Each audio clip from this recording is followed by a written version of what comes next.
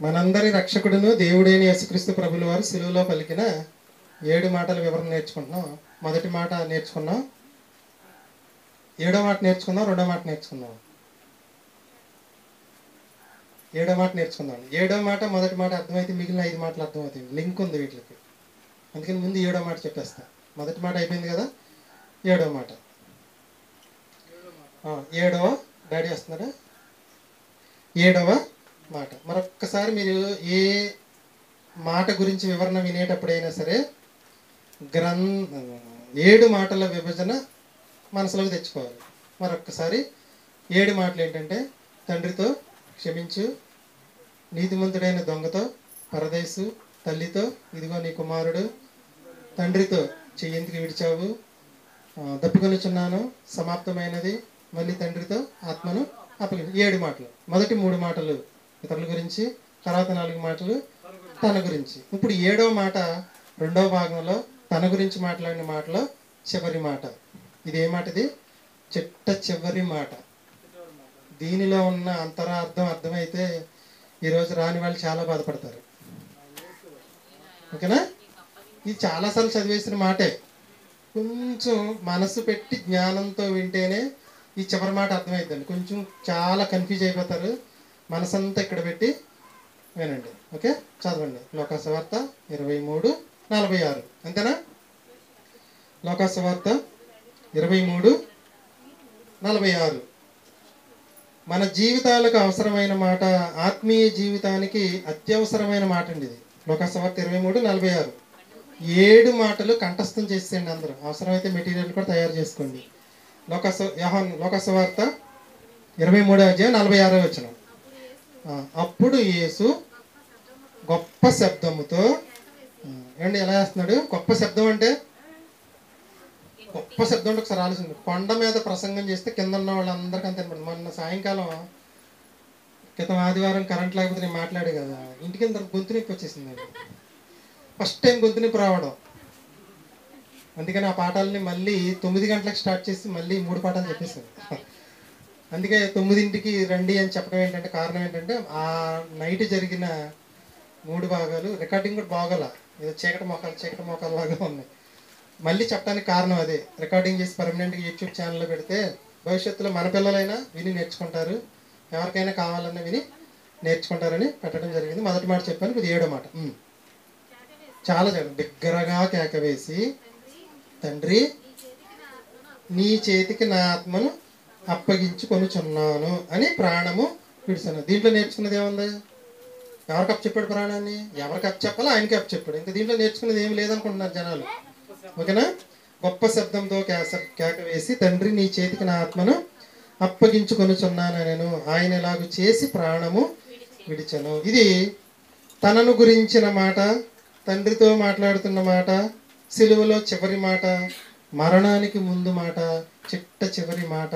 యేసుక్రీస్తు ప్రభుల వారు శరీరాన్ని ధరించుకొచ్చి భూమి మీద నివసించిన కాలం చిట్ట చివరి ఆఖరి మాట. అదే 7వ మాట. తండ్రికి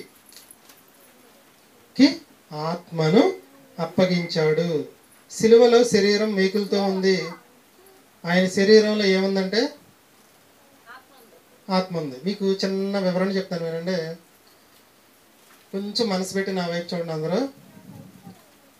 మనందరిలో శరీరం ఉంది, ఆత్మ ఉంది. శరీరంలో మళ్ళీ 2 ఉంటాయి. ఏంటో చెప్పగలరా? ప్రాణము, అదే ప్రాణము, శరీరము. మన కంటికి కనిపించే ప్రతి మనిషిలో శరీరం ఉంటుంది, ఆత్మ ఉంటుంది. శరీరం ఉంటుంది, ఆత్మ ఉంటుంది. శరీరంలో మళ్ళీ 2 ఉంటాయి, శరీరము, ప్రాణం. అర్థమైంది నేను చెప్పింది మీకు? ప్రాణానికి ఇంకో పేరు ఏంటంటే రక్తం. కంటికి కనిపించే ప్రతి మనిషి 2 భాగాలు, ఆత్మ, శరీరం. ఆత్మ, శరీరం, ఆత్మ, శరీరం. ఈ శరీరం మళ్ళీ 2 భాగాలు ఉంటాయి. చెప్పాను ముందే, కన్ఫ్యూజ్ అవ్వద్దు. కొంచెం మనసు మహాజ్ఞానం ఇది. జ్ఞానంతో ఆలోచిస్తేనే అర్థం. మనిషి శరీరం 2 భాగాలు, ఆత్మ ప్లస్ శరీరం. ఓకే, ఆత్మను పక్కన పెడదాం. మళ్ళీ శరీరంలో 2 భాగాలు ఉన్నాయి, శరీరము, ప్రాణం. శరీరము, ప్రాణం. మళ్ళీ ఆత్మలో కూడా రెండు భాగాలు ఉన్నాయి, ఆత్మ జీవం. మీకు ఎన్ని రెఫరెన్స్లు సహా చూపిస్తా. చాలా అత్యవసరమైన పాఠం అండి ఇది క్రైస్తవ జీవితానికి. మనిషి అంటే శరీరము ఆత్మ. శరీరంలో మన రెండు భాగాలు ఉన్నాయి, శరీరము ప్రాణం. ఆత్మలో రెండు భాగాలు ఉన్నాయి, ఆత్మ జీవం. ఇలా అంటాం కన్నా శరీరానికి ఆధారం ప్రాణం, ఆత్మకు ఆధారం జీవం. ఎలా అంటే మీకు అర్థమైంది బాగా. మానవ శరీరం రెండు భాగాలు, ఆత్మ శరీరం. శరీరానికి ఆధారం ప్రాణం, ఆత్మకు ఆధారం జీవం. జీవం లేకపోతే ఆత్మ చచ్చిపోయినట్టు, ప్రాణం పోతే శరీరం చచ్చిపోయినట్టు. ఇక అర్థమవుతుంది మీకు? ముందు నుంచి వెనక్కి వెనక నుంచి ముందుకు వస్తుంది. చాలా జాగ్రత్తగా వినండి. ఇది అర్థమైతే పాఠం అర్థమైపోయినట్టు. మనిషి ఇప్పుడు దేవుడు మనిషిని చేసేటప్పుడు అది కాండ 2:7 వచ్చింది, నేల మట్టిలో నుంచి నరుని నిర్మించి ఏమొచ్చింది? మట్టి ఆకారం వచ్చింది. ముక్కు ద్వారా దేవునిలో ఉన్న జీవ వాయువు అంటే ఆత్మను ఓదగా ఆ నరుడు జీవాత్మ. జీవాత్మ, ఆత్మ వేరు జీవం వేరా? ఇప్పుడు ఫస్ట్ దేనికి మూలం మీకు కావాలని ఎక్కడికి వెళ్ళాలంటే ఆది కాండంలోకి వెళ్ళాలి. నరుడు ఏమయ్యాడు? జీవాత్మ. జీవాత్మ అంటే ఆత్మ ఉంది, ఆత్మ నిలిచి ఉంది, ఆత్మ బతికుంది అనడానికి ఆధారం ఏంటంటే ఆత్మకు జీవం. ఆత్మకు జీవం ప్రధానం, శరీరానికి ప్రాణం ప్రధానం. ఓకేనా? జీవం పోతే ఆత్మ చచ్చిపోయినట్టు, ప్రాణం పోతే శరీరం చచ్చిపోయినట్టు. ఓకేనా? ఇప్పుడు నేనున్నా, నాలో ఉన్న జీవం పోయింది, నేను చచ్చిపోయినట్టు బతుకున్నట్టు? ఆ తేడా తెలియాలి మీకు. నాలో శరీరం ఉంది, ఆత్మ ఉందండి. శరీరానికి ఆధారం ప్రాణం. ప్రాణం ఉంది కాబట్టి మాట్లాడుతున్నాం. నాలో ఉన్న ఆత్మ మీకు కనపడదు. ఆత్మకు ఆధారం అయింది ఏంటంటే జీవం. నాలో ఉన్న జీవం పోయిందని నేను అంటున్నా. ఆత్మ వెళ్ళిపోయిందా? ఉందా? ఎక్కడికి వెళ్తుంది? నాలోనే ఉందండి. ఉంది కాబట్టి నేను నిల్చున్నా. ఇదంతా లింక్ అని చెప్తున్నా మీకు. మనిషి అంటే చాలా జాగ్రత్తగా వినండి, శరీరము ఆత్మల కలయిక. శరీరానికి ఆధారం ఏంటంటే ప్రాణం, ఆత్మకు ఆధారం ఏంటంటే జీవం. ఓకేనా? నా ప్రాణం పోయింది అన్న నేను మాట్లాడుకుని శవంలా పడిపోతాను. ఆత్మకు జీవం ప్రధానం. జీవం పోతే ఆత్మ ఏమైనట్టు చెప్పండి? నా ప్రాణం పోతే నా శరీరం చచ్చిపోయినట్టు అన్నారు కదా. మరి ఆత్మకున్న జీవం పోతే ఆత్మ చచ్చిపోయినట్టు. ఆత్మ చచ్చిపోయినప్పటికీ, ఆత్మ నాలో ఉన్నప్పటికీ, నా ప్రాణం పోతేనే నేను కింద పడతా. ఇది రెండిట్ల కలయిక, శరీరము ఆత్మ కలయిక. శరీరానికి ప్రాణం ఆధారం, ఆత్మకి జీవం ఆధారం. ఒకవేళ జీవం పోయినా ఆత్మ నాలోనే చచ్చిపోయి అలా ఉంటుంది. నా ప్రాణం పోతేనే అప్పుడు నా ఆత్మ నాలోంచి బయటికి వెళ్తుంది. అది మీకు అర్థం చేసుకోండి. అర్థమైందని చెప్పింది మీకు. ఇది అర్థమైతేనే ఈ మాట అర్థం. చివరి మాట ఎంత జ్ఞానయుక్తంగా మాట్లాడారో ఆలోచించండి. మనిషి అంటే శరీరము ఆత్మల కలయిక. శరీరానికి ఆధారం ప్రాణం. దీనికి ఇక్కడ వరకు బాగానే వస్తున్నారు మీరు. ఆత్మకు ఆధారం జీవం అనే దగ్గర మీకు మెలికి వస్తుంది. ఎందుకంటే ఈ మాట ఇప్పటి వరకు మీకు నేర్పించలేదు. అది అందుకనే శరీరానికి ఆధారం ప్రాణం, ఆత్మకు ఆధారం జీవం. ఒకవేళ నాలో ఉన్న జీవం పోయినా దేవుని దృష్టిలో నా ఆత్మ చచ్చిపోయినట్టే. అయినప్పటికీ నేను బ్రతికే ఉంటా. ఎందుకంటే నాలో ప్రాణం ఉంది కాబట్టి. శరీరంలో ప్రాణం పోతే ఆటోమేటిక్గా ఆత్మలో జీవం ఉన్న ఉపయోగం ఉండదు. అర్థమవుతుందా? ఆత్మలో జీవం పోయినా ఆత్మ నాలోనే ఉంటుంది. ఆత్మలో జీవం ఉన్నా నా శరీరంలో ప్రాణం పోయిందనుకోండి, ఆటోమేటిక్గా ఆత్మ వెళ్ళిపోద్ది. అర్థమవుతుందా మీకు? భూమి మీద ఉన్న మనుషులందరిలోకి, అందరి ఆత్మల్లో జీవం ఉందా పోయిందా అంటే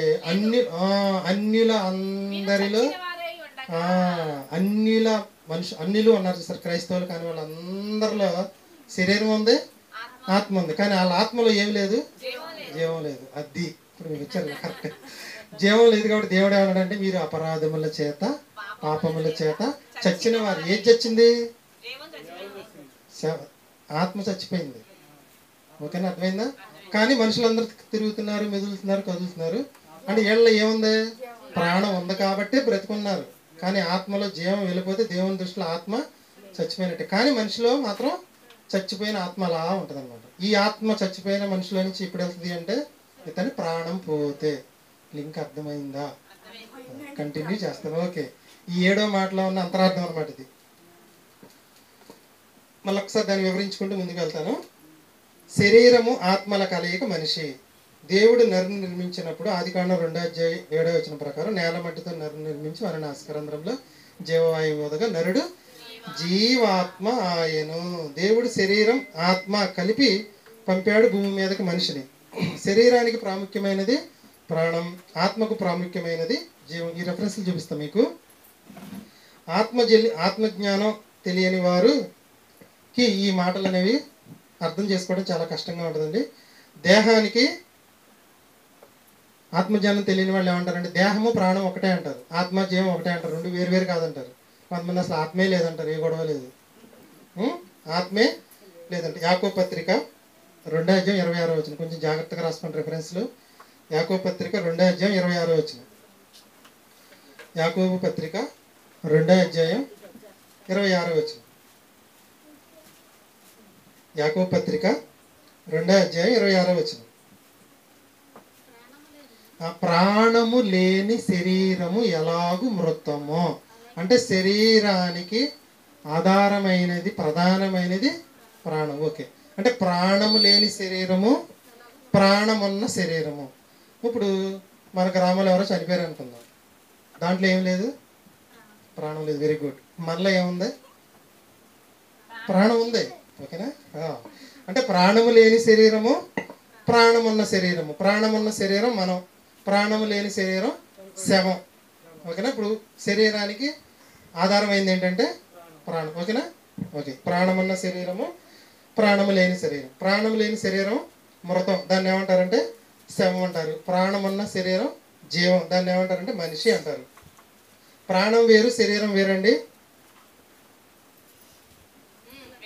వేరు వేరు. ప్రాణం పోతే ఏమైందంటే శరీరం అనేది ప్రాణం పోయింది అంటారు. 2వ మాట వివరణ 2:7 చూస్తే ఆదికాండం 2:7 తొలి మానవుని జనం నేల మట్టితో నరుని నిర్మించి వారి నాసికారంధ్రంలో జీవాయువు అంటే ఆత్మను ఓదగా నరుడు జీవాత్మ ఆయను.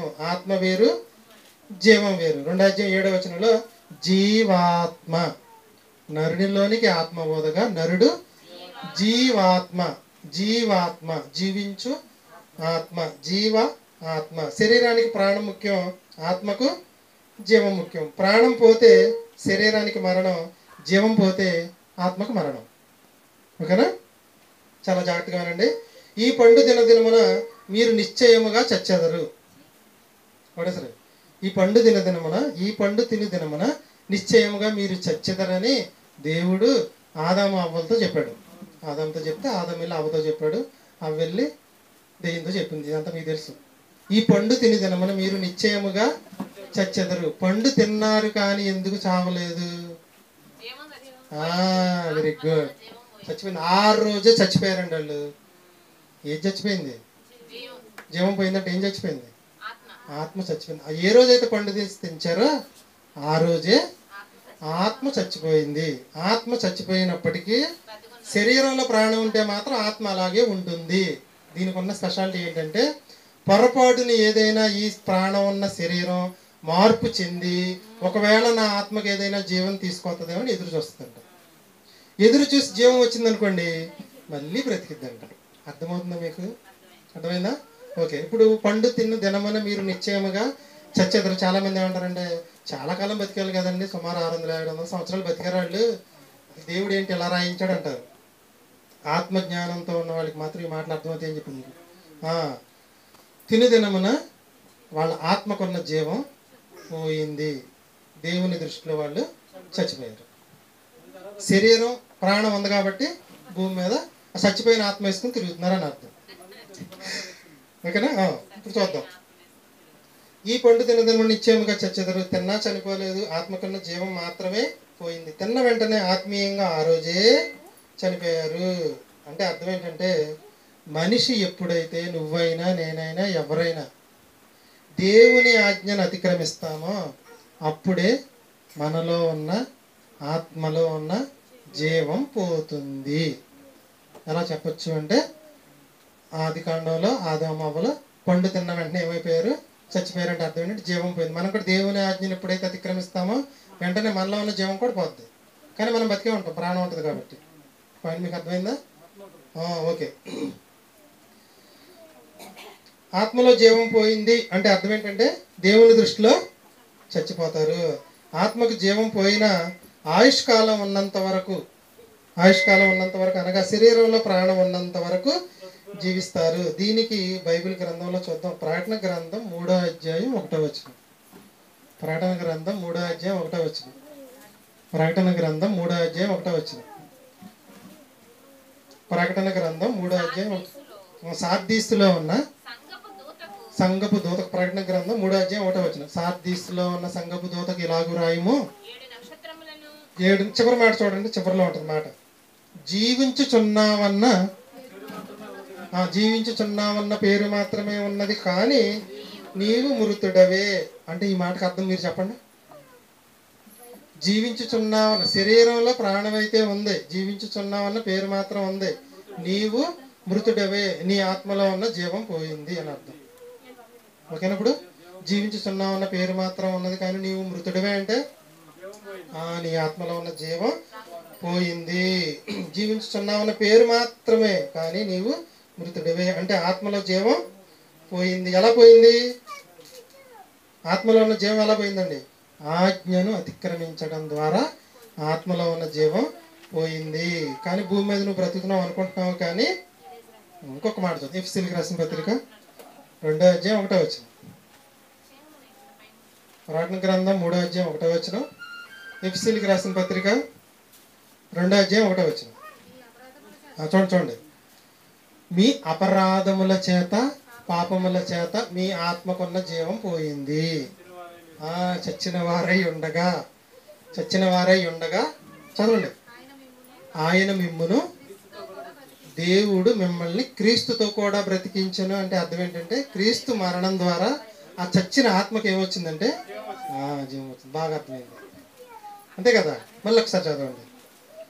మీరు మీ అపరాధముల చేత పాపముల చేత మీ ఆత్మకున్న జీవాన్ని పోగొట్టుకుంటే ఆయన మిమ్మును క్రీస్తుతో కూడా బ్రతికించెను. ఆత్మకిన్న జీవం పోయింది, తర్వాత క్రీస్తు ద్వారా బ్రతికింపబడ్డాం. అంటే ఆత్మకి ఏమైందంటే జీవాన్ని ప్రసాదించాడు.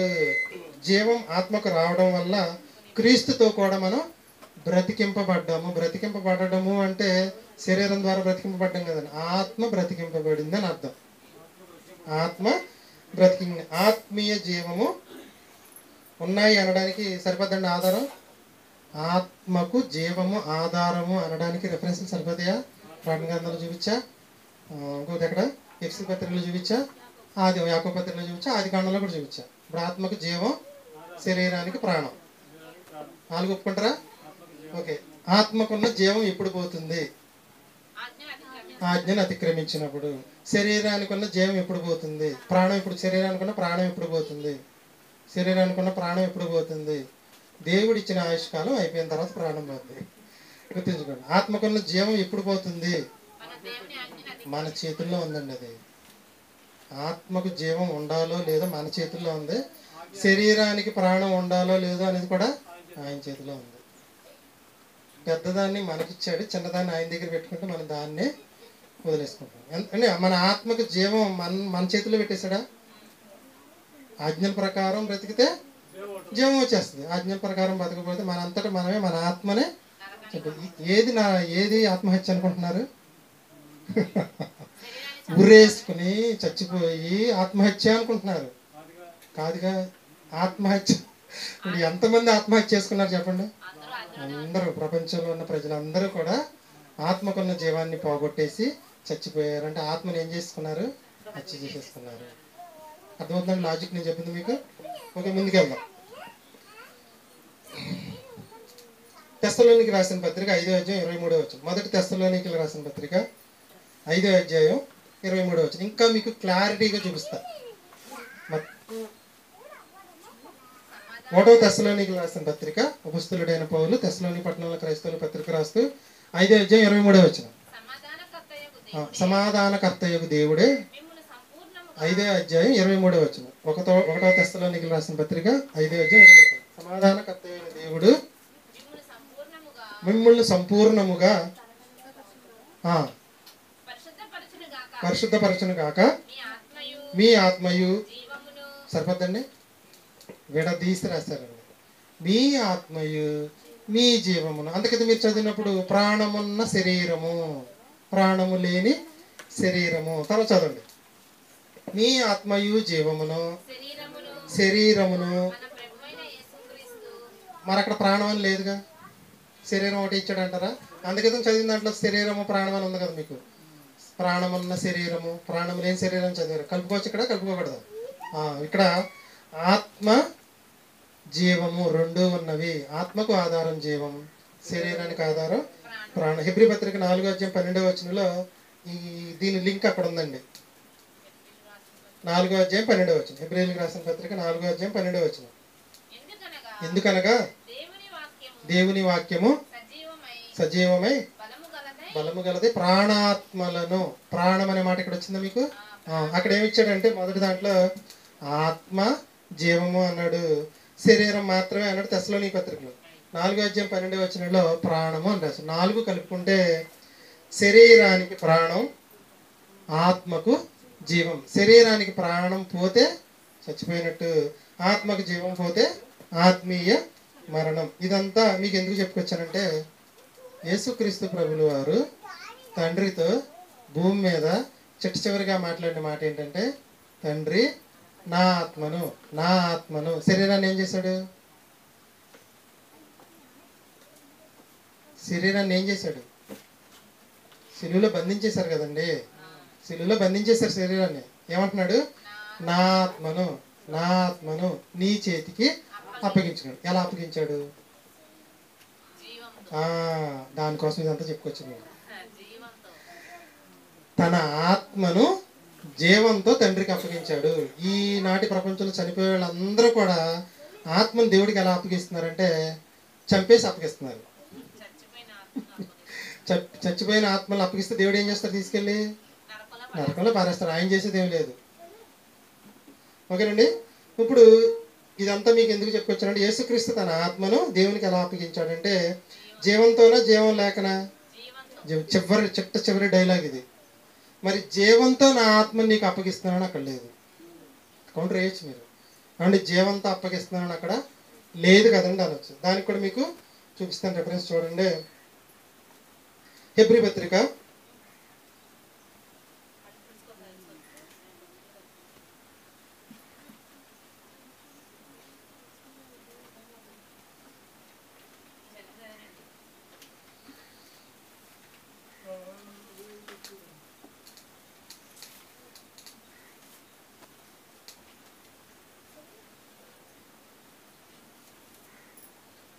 'సరే ముందుకు వెళ్ళిన తర్వాత మీకు దాని రెఫరెన్స్ చూపిస్తాను, పాఠం కంటిన్యూషన్ చేస్తాను.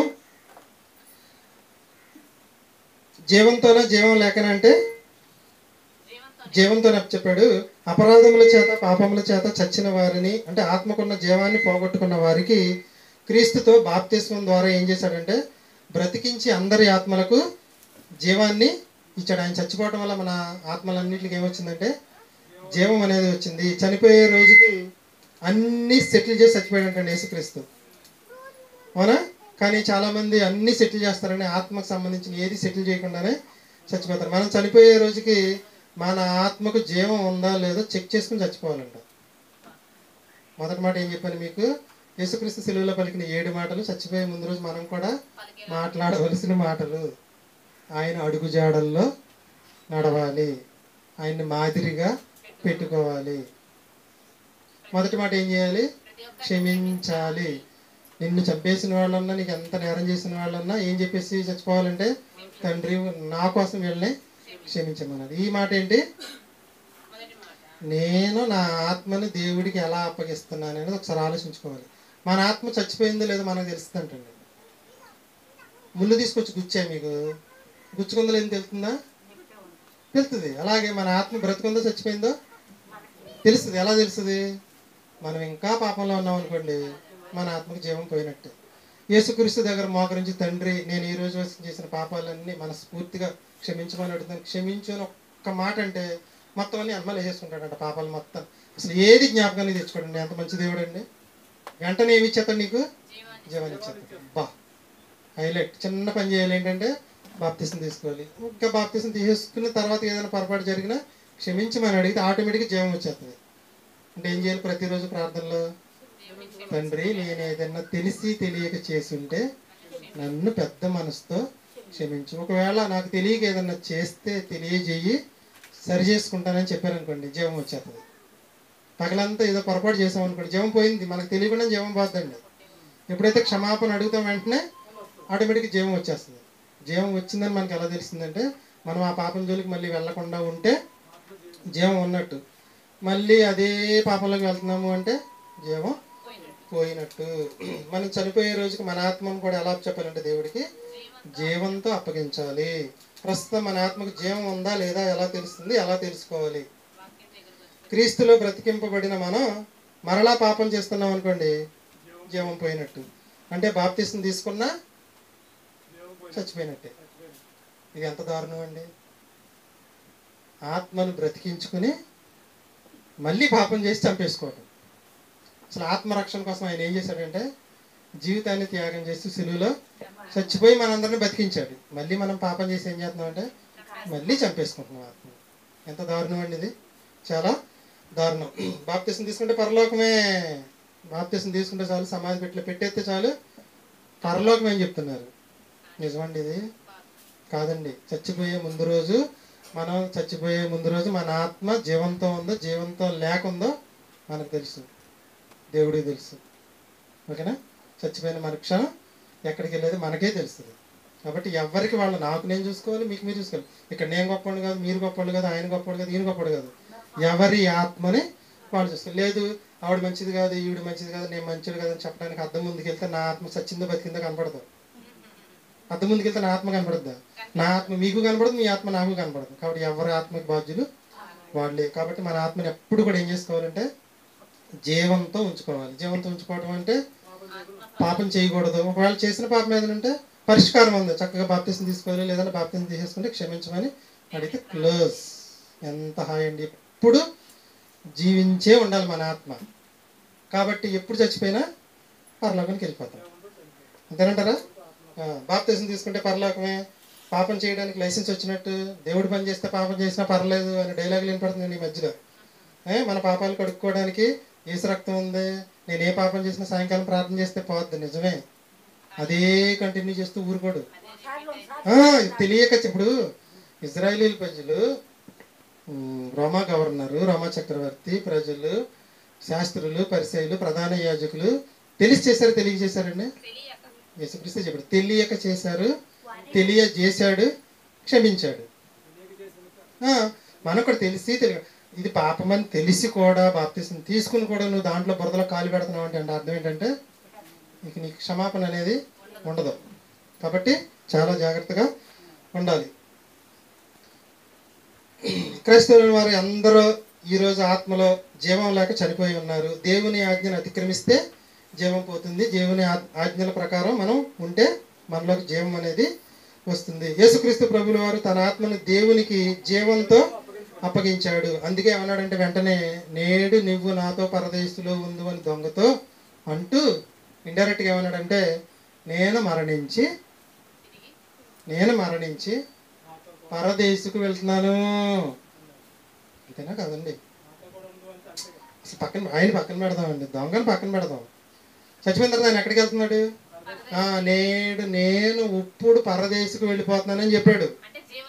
అంటే జీవంతో ఉన్నాడా లేడా? ఆత్మ జీవంతో ఉంది. మన ఆత్మ కూడా జీవంతో ఉంటే మనం కూడా ఏం చెప్పొచ్చు? చస్తే పరలోకానికి వెళ్తాను అనక్కర్లా. చచ్చిపోతే యేసుక్రీస్తు సిలువలో పలికిన 7 మాటలే పలకాలి మనం కూడా. చస్తే పరలోకానికి వెళ్తాను అనకూడదు. ఇప్పుడు చచ్చిపోయిన పరదేశకి వెళ్ళిపోతాను నేను అన్నాడు. నేడు నేను చచ్చిపోతే పరదేశంలో ఉంటా. ఒకవేళ క్రీస్తులు ఉన్నారా అక్కడ జరిగిపోతే పరలోకంలో ఉంటా. ఇది మనం చెప్పవలసిన మాట. ముందుకెళ్దాం. యేసుక్రీస్తు ప్రభుల వారు తన ఆత్మను దేవునికి జీవంతో అప్పగించాడు. అందుకే ధైర్యం ఏం చెప్పాడంటే పరదేశులకు వెళ్తున్నాను అన్నాడు. భూమి మీద మనుషులు ప్రతిరోజు ఏదో ఒక పోరాటం చేస్తూనే ఉంటారు, చేస్తూనే ఉంటున్నాం మనందరం. పని కోసం, డబ్బు కోసం, ఆస్తుల కోసం, పొలాల కోసం, సంపాదన కోసం, ఉద్యోగం కోసం, చదువు కోసం రకరకాల పోరాటాలు. ప్రతిరోజు ఏదో పోరాటం చేస్తూనే ఉంటాం. కానీ మనం అందరం చేయవలసిన పోరాటం భూమి మీద ఒకటి ఉంది. చూద్దాం. హెబ్రీ పత్రిక 12:4. అపోస్తలుడైన పౌలు గారు హెబ్రీలో ఉన్న క్రైస్తవులకు పత్రిక రాస్తూ 12:4 మీరు మీరు మీరు మీ ఆత్మకు జీవాన్ని కలగజేసుకోవడం కోసం పాపముతో పోరాడుటలో రక్తము కారునంతగా ఇంకా దానిని ఎదిరించలేదు. పాపంతో పోరాడి రక్తాన్ని కార్చి మరీ చచ్చిపోయాడు యేసుక్రీస్తు. మనం కూడా ఏం చేయాలంటే భూమి మీద ఉన్నంత కాలం ప్రతిదాని పోరాటం పక్కన పెడితే పాపంతో పోరాటం చేయాలండి. పాపంతో పోరాటం మీకు బాగా అర్థమయ్యేటట్టు చెప్తాను. ఏం చెప్పడం మళ్ళీ చదవండి. పాపములో పోరాటంలో రక్తము కారణంతగా అంటే ఆ రేంజ్లో పాపంతో పోరాటం మనం చేయాలి. పాపంతో పోరాటం చేస్తున్నామా, చేస్తులేదా? ఓకే, చేస్తుంటే మన ఆత్మకి జీవం ఉన్నట్టే. మన పోరాటం చేయకపోతే మన ఆత్మకి జీవం లేనట్లే. పాపంతో పోరాటం చేయలేదు కాబట్టి మనందరం కరోనాతో పోరాటం చేసాం ఒకప్పుడు 2019, 20, 21, 22లో. మొదటి వేవ్లో చాలా తక్కువ కేసులు వచ్చినాయి. మొదటి వేవ్ అయ్యేటప్పటికి వ్యాక్సిన్ వచ్చేసింది. మరి రెండో వేవ్ ఏంటంటే వ్యాక్సిన్ ఉన్నప్పటికీ అంత ఇదిగా వచ్చేసింది. ఇంకా ఎక్కువ మంది చచ్చిపోవడం అనేది జరిగింది. పాపంతో పోరాటం లేకపోతే ఏం చేయాలంటే మనం రోగంతో పోరాటం చేయవలసిన పని వస్తుంది. కష్టాలతో పోరాటం చేస్తున్నాం, రోగాలతో పోరాటం చేస్తున్నాం. చేయవలసిన పోరాటం దేంతో అంటే పాపంతో పోరాటం. పాపం ఎదురైనప్పుడు పోరాటం చేయటం అంటే మీకు బాగా తెలిసిన ఉదాహరణ యోసేపు గారు. పాపం ఎదురైంది, అంది. దేవుని ఎదుట నేను పాపము చేయనని పారిపోయాడు. పారిపోవడం అంటే పోరాటం చేయలేదా, చేశాడా?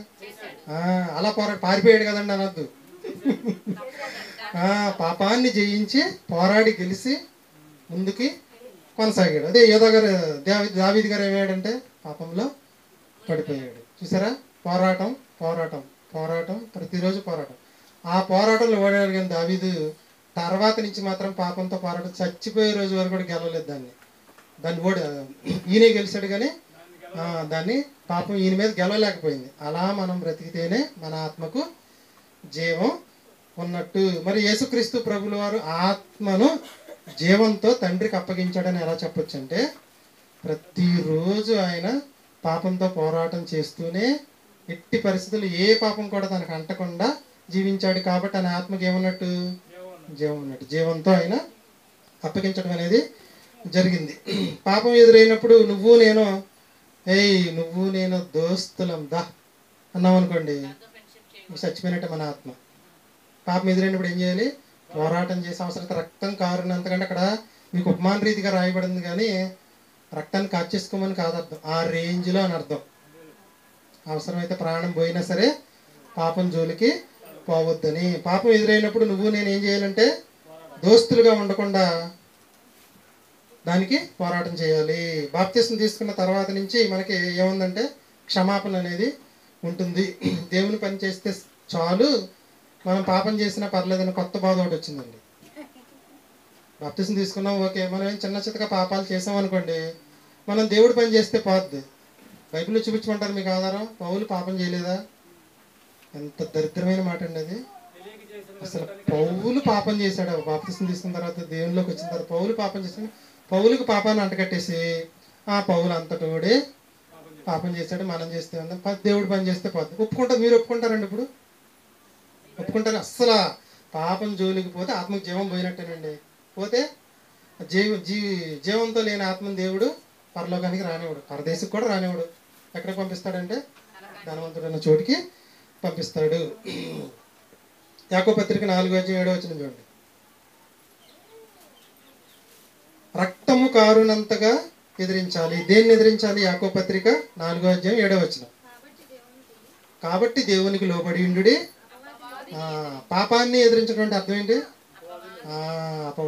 అపవాది ఏం చేస్తాడంటే పాపం చేయడానికి కావలసిన అవకాశాలన్నీ మన ముందు పెడతాడు, మనం లొంగిపోతాం అనమాట. లొంగకుండా వెళ్ళాలి. ఇప్పుడు ఇక్కడ మనం అందరం ఉన్నాం, ఎవరు మద్యం తాగం, కానీ మన ఊళ్ళో మద్యం అమ్ముతారా? అమ్మరండి. ఏలూరులో ఎన్ని షాపుల్లో అమ్ముతారు? వెళ్ళి మనం ఎందుకు తాగం? మనం ఎదిరించామండి, అది ఎదిరించాం. చాలామంది వాళ్ళు అమ్ముతున్నారు కాబట్టి మనం కొంటున్నామండి, అమ్మొద్దనని చూద్దామంటారు. అంటే ఈయనేమైపోయాడు పాపానికి, లొంగిపోయాడు, లోబడిపోయాడు. ఓకేనా? మనం ఎవరికి లోబడి ఉండాలి? దేవునికి. ఈరోజు సంఘ కాపరులకు లోబడిపోతున్నారు. వాళ్ళు ఏ పని చెప్తే ఆ పని చెప్తున్నారు. సెప్టిక్ ట్యాంకులో దిగి లేకమన్నా లేకపోతే సిద్ధమంటండి. ఎందుకని?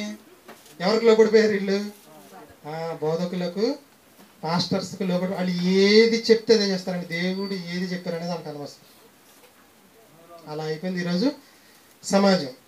అపవాదిని ఎదిరించండి, దేవునికి లోబడండి. అపవాదిని ఎదిరించడం అంటే అర్థం ఏంటండి?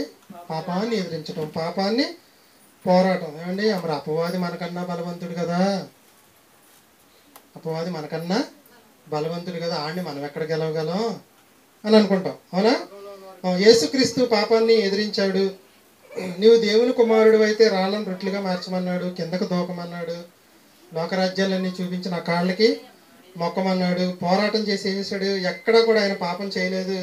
మనలాంటి శరీరమే ధరించుకున్నప్పటికీ కూడా దానికి దొరకలేదు. మనలాంటి కోరికలు ఉన్నప్పటికీ కూడా దానికి లొంగలేదు. వ్యభిచారం వల్ల పట్టబడిన స్త్రీ తీసుకొచ్చినప్పుడు కళ్ళు పైకెత్తి చూశాడండి ఆవిడని ఫస్ట్. ఆ పట్టబడిన స్త్రీ పరిస్థితి ఎలా ఉంటుంది, డ్రెస్ ఎలా ఉంటుంది ఒకసారి ఆలోచించుకోండి. ఒకవేళ తలకాయ పైకి లేపితే చెడు ఆలోచనలు ఆ మనసులోకి వస్తుందేనండి. నేల మీద వంగి ఏదో రాయిచుండు, నేల మీద వంగే సమాధానం చెప్పి పంపించాడు వాళ్ళకి. అటువంటి మనిషి. కాబట్టి చనిపోయిన తర్వాత గ్రాండ్గా భోజనాలు, జ్ఞాపకార్థ కూడికి పెట్టి శూరుడు, ధీరుడు, వీరుడు, బాహుబలి, ఇంత పొగడతలు పొగిడినా ఆత్మకు జీవం లేకపోతే మాత్రం అనవసరం. అవునంటారు కాదంటారా? చచ్చిపోయిన తర్వాత గ్రాండ్గా భోజనాలు పెట్టి, మీరు ఫంక్షన్ పెట్టి, ఒక జ్ఞాపకార్థ కూడికి పెట్టి ఎంత చేసినా చచ్చిపోయిన ఆత్మ పవిత్ర ఆత్మ మాత్రం అవదు. బ్రతుకుండంగానే ఆత్మకు జీవం తెచ్చుకోవాలి మనం. పాపాన్ని ఎదిరిస్తే ఎవరిని ఎదిరించినట్లండి?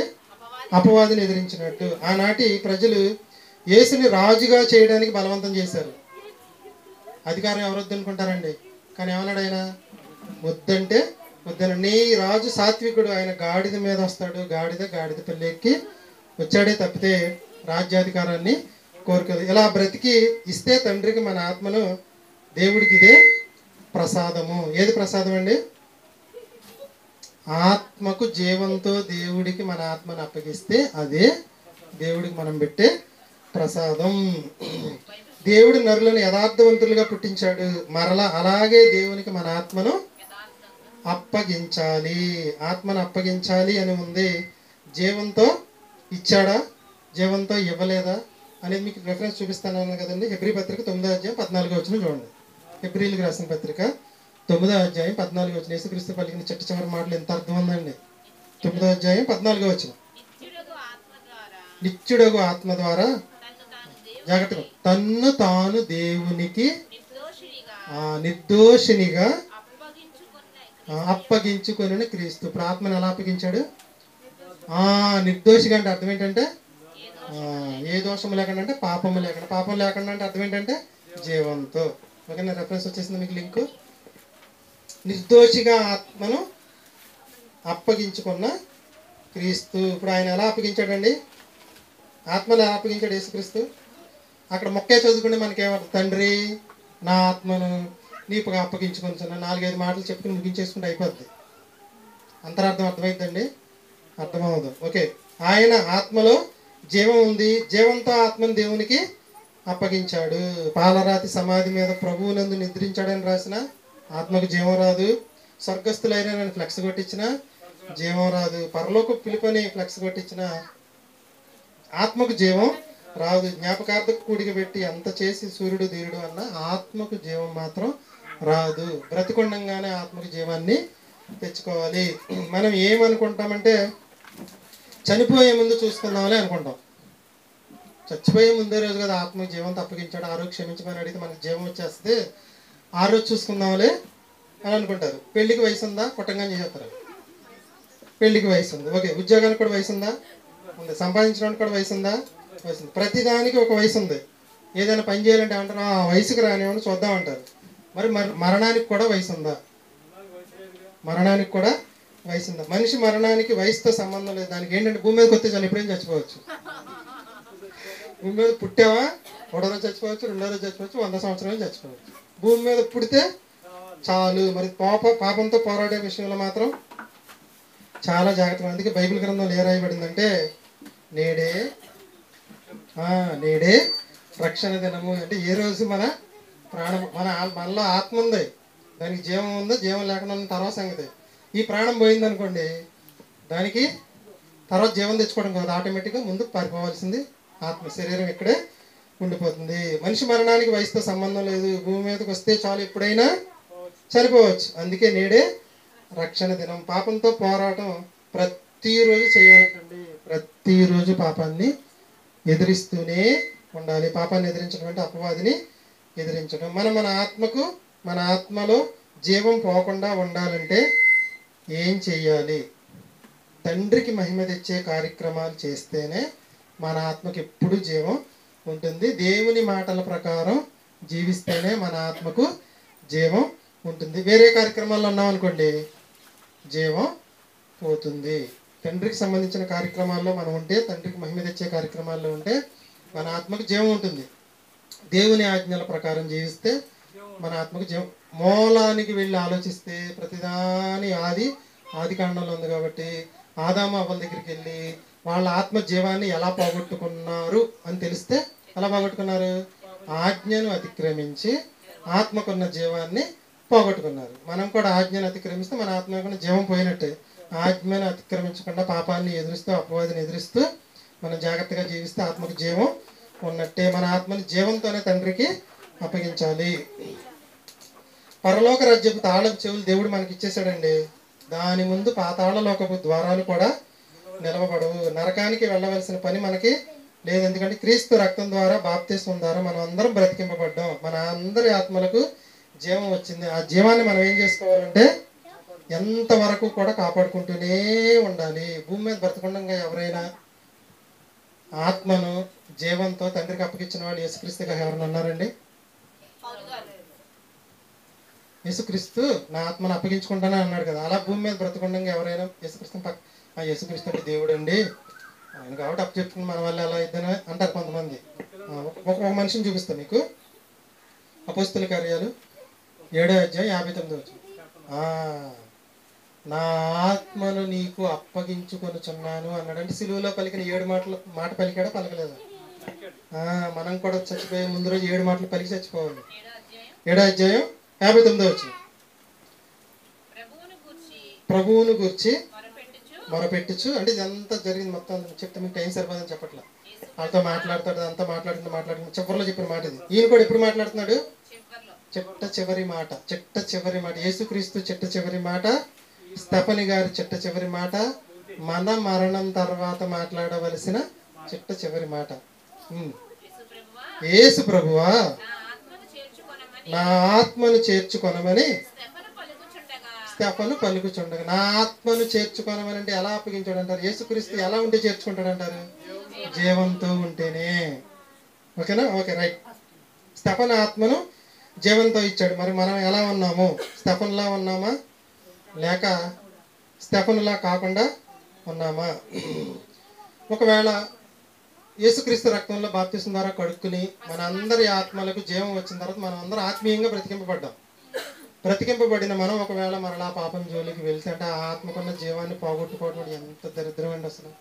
ఒకవేళ పోగొట్టుకుంటే దేవుడు బ్రతికింపబడిన వాడిని దేవుని కుమారులు అన్నాడు. నా కుమారులారా, నా కుమార్తెలారా అన్నారు. మరలా ఆ జీవాన్ని పోగొట్టుకున్న వాళ్ళని ఏమంటున్నాడు ఒకసారి చూడండి. 2వ పేతురు పత్రిక 2వ అధ్యాయం 22వ వచనం. యేసుక్రీస్తు ప్రభు వారు సిలువలో పలికిన 7వ మాటలు ఎంత అర్థం ఉందండి. 2వ పేతురు పత్రిక 2వ అధ్యాయం 20వ వచనం. అందరూ తీయగలిగిన వాళ్ళు అందరూ తీయండి. పేతురు గారు రాసిన 2వ పత్రిక 2వ అధ్యాయం 20వ వచనం. 2వ అధ్యాయం 20వ వచనం. 2వ అధ్యాయం 20వ వచనం. వారు ప్రభువును యేసుక్రీస్తు విషయమైన 2వ అధ్యాయం 20వ వచనం. 2వ పేతురు పత్రిక 2వ అధ్యాయం 20వ వచనం. విషయమైన అనుభవ జ్ఞానము చేత ఈ లోక మాలిన్యములను తప్పించుకొనిన తరువాత మరలా వాటిలో చిక్కబడిపోవడం అంటే పోరాటం చేయలేక లోబడిపోయారు. వాటి వాటి చేత ఓడిపోవటం కాకుండా జయింపబడిన ఎడల వాడి కడవరి స్థితి మొదటి స్థితి కంటే మరి చెడ్డదగును. వారి నీతి మార్గమును అనుభవపూర్వకముగా తెలుసుకొని తమకు అప్పగింపబడిన పరిశుద్ధమైన ఆజ్ఞ నుండి తొలగిపోవుట కంటే ఆ మార్గము అనుభవపూర్వకముగా తెలియకుండటమే వారికి మేలు. ఎవరితో పోలుస్తున్నాడండి? అలా ఒకవేళ ఆత్మకు జీవం వచ్చిన తర్వాత మళ్ళీ దాంట్లోకి వెళ్ళిపోవటం కంటే తెలుసుకోకుండా ఉండటం మంచిది. తెలుసుకున్న వాళ్ళని దేవుని కుమారులు అన్నాడు. అలా తప్పు చేసే వాళ్ళని ఎలా సంబోధిస్తున్నాడు అంటే ఒక కుక్కతో పోలుస్తున్నాడు, ఒక పందితో పోలుస్తున్నాడు. కుక్క పంది అంటే బాగానే ఉంటుంది, కానీ కుక్క గురించి ఏం చెప్పాడు చూడండి. కుక్క తన వాంతికి తిరిగిన కుక్క అంటే కక్కిన దానిని కుక్క తింటది అంటాడు. మీకు తెలిసి చూసారు ఎప్పుడన్నా? అసలు మన నోట్లోంచి కక్కున్న దాన్ని మనం తింటామండి. మరి పాపం చేసే దాని విషయంలో అలా పోలుస్తున్నాడు దేవుడు. అయ్యా, జీవాన్ని ఇచ్చాను కదా, నీ ఆత్మకు జీవాన్ని ఫ్రీగా ఇచ్చాను కదా, దాన్ని పోగొట్టేసుకుని నువ్వు అలా బ్రతికితే నీ పరిస్థితి అంటే కుక్క తన వాంతికి తిరిగినట్లు, పంది కడగబడిన పంది బురదలోకి దొరలోకి మళ్ళినట్లు నిజమైన సేమత చెప్పున వీరికి సంభవించును. 20వ వచనం చదవండి. 20వ వచనం. వారు ప్రభువును రక్షకుడునైన యేసుక్రీస్తు విషయమైన అనుభవ జ్ఞానము చేత ఈ లోక మాలిన్యములను తప్పించుకొనిన తరువాత మరలా వాటిలో చిక్కబడి వాటి చేత జయింపబడిన వల్ల వాడి కడవరి స్థితి మొదటి స్థితి కంటే మరి చెడ్డదగును. మరి చెడ్డదంటే అందుకని అంటారు, బాప్తీసం తీసుకునే వాడికి ఒక రేంజ్లో శిక్ష అయితే, బాప్తీసం తీసుకుని పాపం చేసి ఆత్మకున్న జీవాన్ని దేవుడి జీవాన్ని ఇస్తే జీవాన్ని పోగొట్టుకున్నప్పుడు ఇంకో రేంజ్లో ఉంటుందంట శిక్ష. బోధకులకి ఇంకా కఠినమైన శిక్ష అంట. బోధకులు అంటే వీళ్ళు ఎవరంటే సంఘాన్ని నడిపించవలసిన వాళ్ళు. వాళ్ళ ఇష్టానుసారంగా వాక్యాన్ని బోధిస్తే వాళ్ళకి 3వ రేంజ్లో ఉంటుంది శిక్ష. మరీ కఠినమైన తీర్పు ఉంటుంది. తీర్పు ఈ తప్పు చేసిన వాళ్ళకి కఠినమైన తీర్పు, తప్పుగా బోధించిన వాడికి మరి కఠినమైన తీర్పు. జాగ్రత్తగా ఒళ్ళు దగ్గర పెట్టుకుని వాక్యాన్ని బోధించాలి. కాబట్టి చెప్పండి, తండ్రి నా ఆత్మను జీవంతో నీకు అప్పగించుకుంటున్నానని చచ్చిపోయే ముందు రోజు మనం చెప్పాలి. చెప్పాలి అంటే ఎలా బ్రతకాలో పాఠం ద్వారా మీకు అర్థమైంది. తెలిసి తెలియక చేసిన పాపాలను భోగి మంటలు వేసేయాలంటండి. తెలిసి తెలియక చేసిన పాపాలని భోగి మంటలు వేయలేదనుకోండి, మనం చచ్చిపోయిన తర్వాత పాతాళలోక మంటల్లో కాలిపోవాలి. ధనవంతుడు కాలిపోతున్న మంటలను చూసారా, ఆ మంటల్లో కాలిపోవాలి. కాబట్టి దేవునికి అప్పగించేద్దాం, పాపాలన్నీ క్షమించమని అడుగుదాం. యేసు వలె మన ఆత్మ ప్రయాణాన్ని శుభప్రదం అయ్యేలాగా చేసుకుందాం. అంటే మన ఆత్మని జీవంతో దేవునికి అప్పగించాలి. మళ్ళీ ఒకసారి రెఫరెన్స్ చూసి ముగించుకుందాం. లోకాసువార్త కంఠస్థం వచ్చేయండి 7 మాటలు. చాలామంది అసలు 7 మాటల గురించి పెద్ద పట్టించుకోరు. 66 పుస్తకాలు ఉంటే 7 మాటలే అవసరమా అంటారు. ఇప్పుడు చెప్పిన మాట అవసరమా అనవసరం అండి? లోకాసువార్త 23వ అధ్యాయం 46వ వచనం. 23వ అధ్యాయం 46వ వచనం. అప్పుడు యేసు గొప్ప శబ్దముతో కేక వేసి, తండ్రి నీ చేతికి నా ఆత్మను అప్పగించుకొనుచున్నాను. మనం కూడా మన మరణదినం, స్తెఫను గారు కూడా అలాగే చెప్తున్నారు, యేసు ప్రభువా నా ఆత్మను నీకు అప్పగించుకున్నాను. మనం కూడా మన మరణదినానికి క్షణాల ముందు తండ్రి నా ఆత్మను నీకు అప్పగించుకొనుచున్నాను అంటే అనాలి. అంటే ఆ మాట రోజు గుర్తుండాలి మనకి. అంతేనండి కాదండి, అప్పటికప్పుడు గుర్తొచ్చేస్తుంది అది. 7 మాటలు జీవితాంతం ప్రతిరోజు ప్రతి క్షణం మనకి మన మైండ్లో తిరగవలసిన మాటలు. తండ్రి చచ్చిపోయే ముందు రోజు మీ అందరూ చెప్పవలసిన మాట దేవుడికి ఏమని, తండ్రి నా ఆత్మను నీకు జీవంతో అప్పగించుకుంటున్నాను. జీవంతో అప్పగించాను, నిర్దోషముగా అప్పగించాను. కాబట్టి ఎప్పుడు చచ్చిపోతామో తెలియదు కదా. ఆత్మ చచ్చిపోయినా కొన్నాళ్ళు ఉంటుంది శరీరంలో. ఆత్మకున్న జీవం పోతే కొన్నాళ్ళు శరీరంలో ఉంటుంది. మళ్ళీ ఆయన జీవం వస్తుందేమో నా ఛాన్స్ ఉంది. కానీ శరీరంలో ఉన్న ప్రాణం పోతే మాత్రం కుదరదు ఒక్కసారి. అది ఆత్మకున్న జీవం వస్తూ ఉంటుంది, మళ్ళీ పాపం చేసినప్పుడు పోతూ ఉంటుంది, వస్తూ ఉంటుంది. కానీ ఈ పోయిన టైంలో ప్రాణం పోయింది అనుకోండి. కాబట్టి చాలా జాగ్రత్తగా మనం బ్రతకాలి. యేసుక్రీస్తు శిలువలో పలికిన 7వ మాటలో ఎంత అర్థం ఉందండి. ఆత్మీయ జీవితానికి అత్యవసరమైన పాఠం ఇది. ఒక 2 ప్రశ్నలు అడిగితే చెప్తారు సమాధానం. కంటికి కనిపించే మనుషులు ఏమున్నాయి? ఆత్మ, శరీరం ఉంది. ఆత్మకు మూలం ఏంటి? ఆధారం ఏంటి? జీవం. శరీరానికి ఆధారం ఏంటి? ప్రాణం. ఓకే, మన ఆత్మను దేవుడికి ఎలా అప్పగించుకోవాలి? జీవంతో అప్పగించుకోవాలి. ఓకే, లేక ఒకసారి ఆప్ చేసాను.